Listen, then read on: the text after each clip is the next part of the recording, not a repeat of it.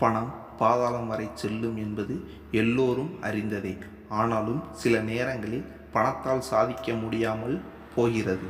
ராஜன் நேர்மையான ஒரு போலீஸ் அதிகாரி, சட்டங்களை கடுமையாக மதிப்பவர்.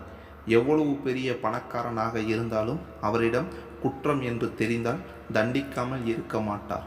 அன்று ராஜன் போக்குவரத்து பிரிவில் பணியை செய்து கொண்டு இருந்தார்.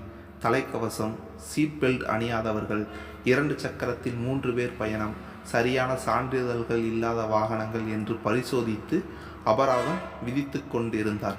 அப்போது ஒரு கார் வர அதை தடுத்து பரிசோதிக்க பக்கவாட்டு கதவுகளில் கண்ணாடி அனுமதித்த அளவை விட கருமையாக இருக்க ஒட்டியவரை நிறுத்தி அபராதம் விதிக்கச் சொல்ல அவரும் இறங்கி தான் ஒரு மாஜி அமைச்சர் என்று கூறிக்கொண்டு சட்டை பையில் இருந்து கொஞ்சம் பணத்தை எடுத்து கொடுத்து வழக்கு போட வேண்டாம், பணத்தை வைத்து கொள்ளுங்கள் என்று கூற அதை கேட்ட ராஜன் அரசாங்க அதிகாரியை கடமை செய்ய தடுத்ததாக கூறி மேலும் ஒரு வழக்கை போட்டு கைது செய்துவிட்டார்.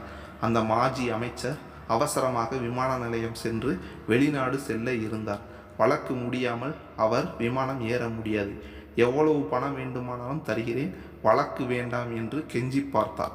ராஜன் அவரை காவல் நிலையத்திற்கு அனுப்பிவிட்டு தன் பணியை தொடர்ந்தார்.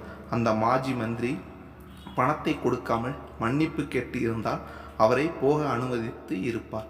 பணத்தால் அனைத்தும் சாதிக்க முடியாது என்பதை அவர் உணர வேண்டும் என்று அவர் மீது வழக்கு போட்டார். அந்த மாஜி மந்திரி ஒருமுறை பத்திரிகைக்கு பேட்டி அளிக்கும்போது பணத்தை கொடுத்தால் எதையும் சாதிக்கலாம் என்று கூறியிருந்தார். அவரை கைது செய்யும்போது ராஜன் அவருடைய பேட்டியை நினைத்து கொண்டார்.